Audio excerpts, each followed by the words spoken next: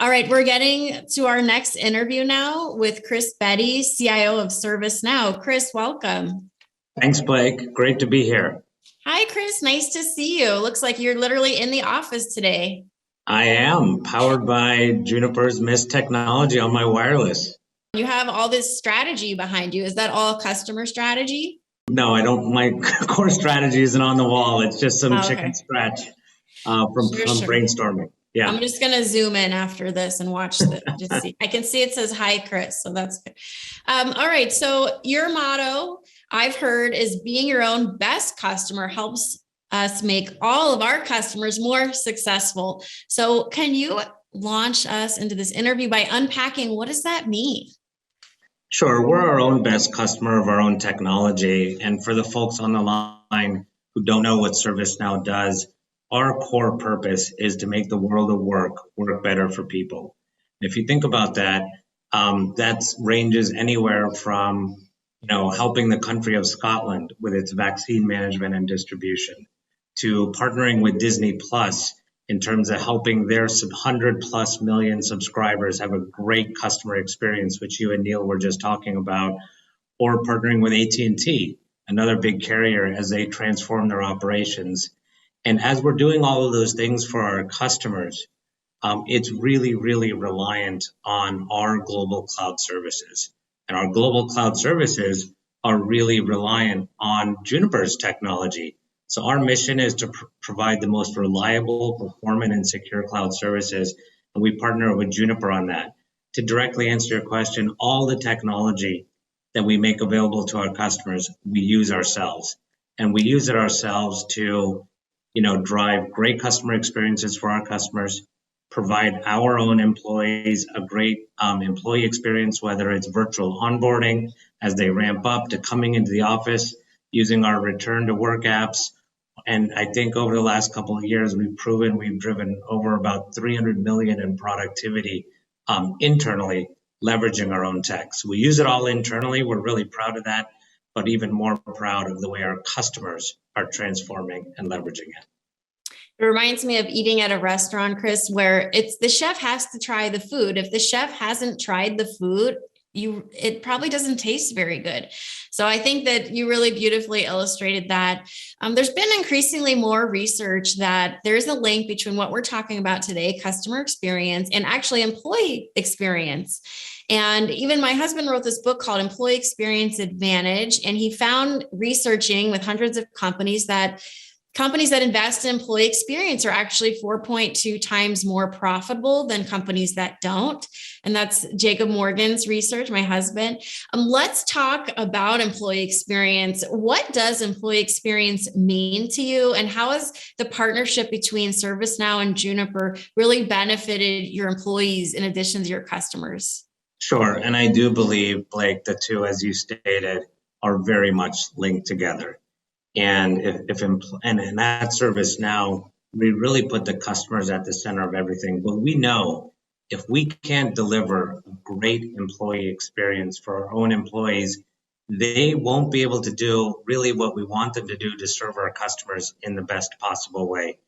And when I think about employee experience, and I think the pandemic has accelerated this, it's really the employee at the center of everything, in control of where they want to work, how they want to work, whether it's remote or hybrid or a mix, like today I'm in the office, and workflows that surround the employees that help them digitally onboard, digitally ramp up, digitally connect, digitally get help.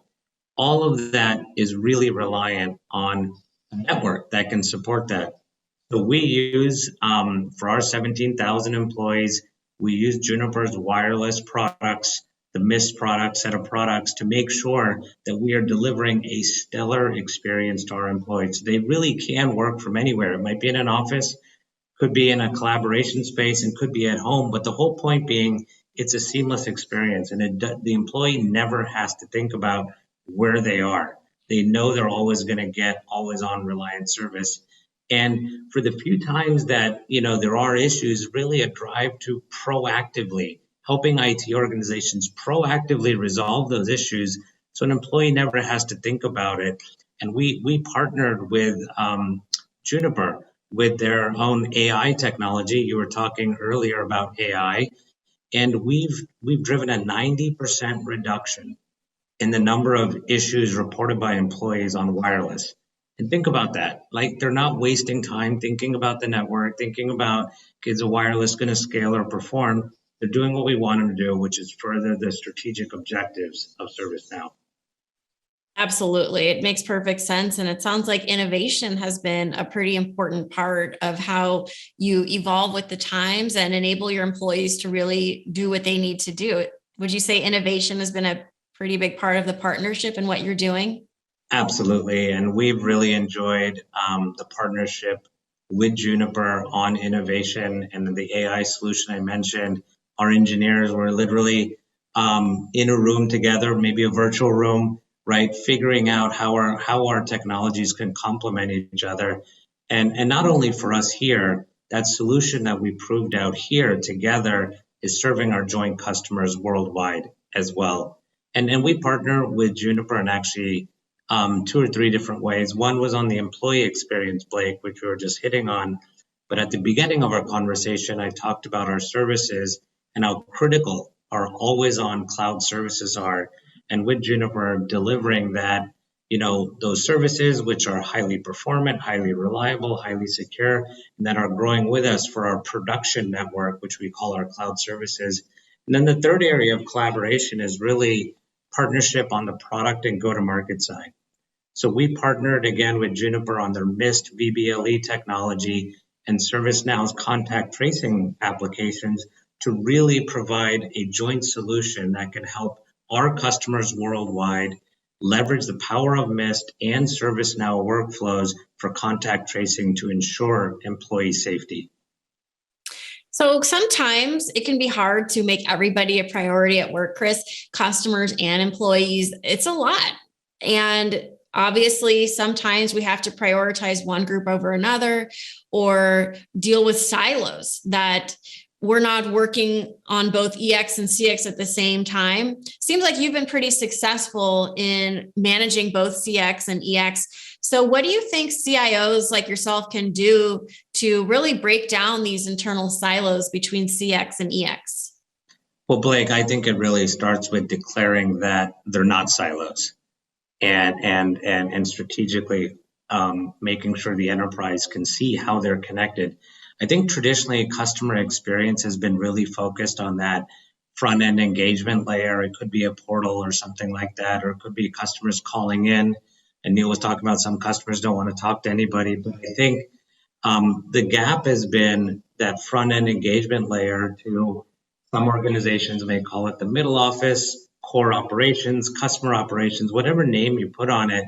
That's where the employees are doing the hard work of serving those customers and trying to be proactive. So linking that front end all the way to the middle office operations, all the way down to the technical operations, we think is super critical here at ServiceNow. That's how we treat it. And I think more and more, that's what we're seeing in our customer base as well, whether it's telco operations, whether it's banking operations, insurance operations, where it's not enough to just focus on that front end layer. It has to be the front end tied to those middle office operations, tied all the way back into the technical operations. Absolutely. And it sounds like you're moving toward this idea of total experience as you think about all the moving parts and how it works together. Can you tell our audience what that means to you, total experience, and how you get support for that? Yeah, absolutely. And total experience, I think, is a great term. And there was a while where when CIOs like myself, when they would engage with partners like Juniper, we'd talk about things like quality of service. And I always thought that that was such like a tactical thing, and that evolved into quality of experience. And now today we call it total experience. So what that means to me, I'll say from a customer lens, is regardless of how a customer wants to engage with you, it could be on a mobile app, it could be on a portal, as you were just talking about the stadium experience. It could be via a chatbot. But regardless of how a customer wants to engage you, the experience, the quality of the network, the security of the network, it should be completely consistent. And the same thing for employees. And with partners like Juniper, we are able to deliver that total experience to our customers, employees, and partners. Yeah, because everybody has a high expectation and it's all related, right? If your employees can't do their job, then it impacts the customer experience. If the customers are mad and angry, then your employees are out of a job. So it's this funky cyclical thing and everything is important. So, I mean, that's very challenging for everybody watching. Chris, let's talk about the value in digitizing CX and why do you think CIOs were such early advocates for digitizing CX? Well, I think part of it is we see what an impact that the experience can have firsthand with our employees. And when that with that employee experience, how much more engaged, how much faster things are operating. And I think it's just taking that same mindset. How do we transform the customer experience, which can really help enhance top line revenue? There's been countless studies, you mentioned ones earlier, that show that leading with NPS, leading with that customer experience creates a level of brand loyalty that will generate future top line growth. And I think as organizations accelerated the pandemic, have leaned into more digital services, more digital experiences, CIOs are playing a bigger role. So whether it's a company like Pepsi that's going direct with snacks.com, Heineken's going direct, but even organizations like Honeywell creating SaaS platforms to sell software as a service, that customer experience is landing on the desk of the CIO to say, how are we going to digitally enable it? Because the non-digital customer experience is becoming a smaller and smaller part of the equation. Right. And thank you for citing a company in my ROI framework I shared earlier about Honeywell. It's great to hear that CEOs like yourself are, I mean, you're very much involved with your own company, but you're also aware of innovation like Pepsi going direct to consumer. And it seems like you're very much keeping your finger to the pulse of what's happening with your entire industry. Let's talk about data and employee access to data. Has that been a pretty big part of your success, you think, giving employees access to data? Absolutely. I mean, data, it's been long written, is the fuel of the new economy, and why. You were talking about it earlier, leveraging the power of AI and ML. And so we need all employees, and Neil talked about you can't have a data science team and call it a day. Everyone has to be versed in machine learning, and not just people in technical organizations, right? The whole concept of citizen data scientists and the new generation entering the workforce, they want to get their hands on it. They want to participate in digitizing their own work, using modeling to figure out how to, further their own objectives. And I think this marriage of leveraging data and citizen development via low code, no code tools, I think we're under a really big, I'll call it revolution here, where it won't just be the central tech organizations that are driving digital transformation, all employees getting their hands on the data, becoming conversant with how to digitize their own world to, again, accelerate the overall digital transformation of their enterprise. So the chief information officer, Chris, has a tough job. I think that any customer. Thanks for saying that. Sure, it's a lot of pressure. I mean, just think about what you protect and uphold information. I mean, information has become number one in society, no matter who you are. Can we talk about how you are successful in getting advocacy and buy-in from your colleagues in the C-suite? Because any customer program, it's hard to get people on board, getting the right investments, recruiting the right people. What advice do you have for everybody watching this who are really trying to secure support and advocacy for their programs? Sure. I mean, it's all about tying all the initiatives to an outcome the company cares about at the right time, right? At any point in time, the company has to care about 1,000 things. Some things are going to be more important than the others. I have seldom found that if an initiative or a program can really move the needle on customer experience, can really move the needle on speed to serve, or reliability or security, that it won't get my peers' attention here at ServiceNow. The art, I think, is in making sure that one can draw that line, tell the story, about how all these programs link to that better outcome. And then obviously execution then creates that flywheel effect. So, and I think machine learning, you were talking about it earlier, is a great example of where there may be skeptics. Will machine learning really work? Is it really better than humans? And so I think experimentation, rapid pilots, and proof of value internally really help then. It's a little bit of go slow to go fast. Get the pilots, demonstrate the value, show that the innovation can work, and then scale like crazy. Yeah, the advice you're giving us, it sounds like some other advice would get in life, which is when you're trying to make an argument, tell a story, illustrate the value to the people that care, that would care, test and then show the results, do quick tests, fail fast. And so I think what you're saying, a lot of us can relate to and learn from. Let's go back to this discussion of total experience. What do you think is the future of this idea of total experience as we think about the evolving role of the CIO? I think when I think of the role total experience, it's really saying who are the key stakeholders an enterprise cares about. And we talked about customers a lot, but partners are a key stakeholder. For some organizations with a deep supply chain, it's going to be suppliers. So really looking at those end-to-end experiences across those, because that's how we're going to serve our customers the best, right? How do we get an end-to-end experience across those, remove the silos, remove the friction from those operations? And as we also think about, the network, what does it look like at the edge where we need more compute power at the edge? What are the possibilities, right, 5G might create for us in terms of delivering experience to all of those different stakeholders? So total experience to me means looking at all the stakeholders, looking at horizontal experiences across them that really serve the end customer in the best possible way. Chris, I think so many of us watching are struggling to balance the pressure to innovate, to grow, while also continuing to deliver on the experience our customers are expecting now. What do you think has made you successful in balancing these two difficult pursuits of innovation, but also customer focus? I think with growth comes, scale. There's more to do with growth, more customers to serve, maybe more suppliers to manage, more people to onboard.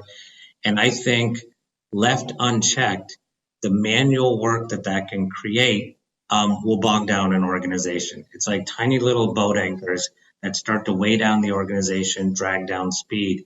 And I think the answer is a continuous and relentless focus on digitization and digitizing all of those core processes, those workflows internally, so that the organization doesn't get bogged down with 1,000 little boat anchors and can really, as it's growing, still maintain its focus on innovation and scale. Because when that doesn't happen, the day-to-day and the tyranny of the urgent consumes like 80 to 90% of the resources, and there's very little time left for some creative blue sky thinking about what's next. And we all know we have to do that and make room for it, but there's not going to be room for it unless we get rid of the routine, the mundane, things that we can automate. It's kind of like in our own lives. I mean, as you're talking, I'm thinking about both of us as people and everybody watching. We have to continue to keep everybody happy, families, and do our job, but also always be working on ourselves to be better, to try harder, to grow and expand our minds. And I think there's a lot of parallels between building character as an individual and also even an organization. And I'm sure you can relate to that, because I can tell, I mentioned earlier, you're clearly a CIO that reads, that gets out there, that is watching Pepsi and Honeywell and other companies outside of your industry and constantly working on yourself. Would you say that's true? Absolutely. And I have the unique privilege. ServiceNow serves about 80% of the Fortune 500 of talking with and working with all of the CIOs to make sure they're getting the best out of the platform, our platform. But not only that, but also exchanging ideas on digital transformation, because there's no industry which has been left untouched. I was talking with a healthcare provider. Their number of video appointments pre-pandemic was about 5,000 a month. And this was after about close to a decade of pushing it. Yeah. without even trying. In about 4 months later, they were averaging 350,000 a month. So, Wow. so think about that acceleration of transformation. But for maybe the more network focused colleagues watching this, think about the pressure on their network that must have created. And whether it's that example, could be governments with more direct to citizen type services, which ServiceNow is helping out a lot of our federal customers, state, local, etc. So when you mention in tune with the industry, it's really the privilege and it's a result of ServiceNow serving all of those organizations. Well, wow, you definitely have your work cut out for you, but it sounds like you guys are doing a great job. And thank you for talking with us today. And I've learned so much from you today, Chris. And we'll continue to follow your success and the success of ServiceNow as you guys continue to serve the world's best companies. And it's really been a pleasure interviewing you. Blake, it was really fun talking with you as well.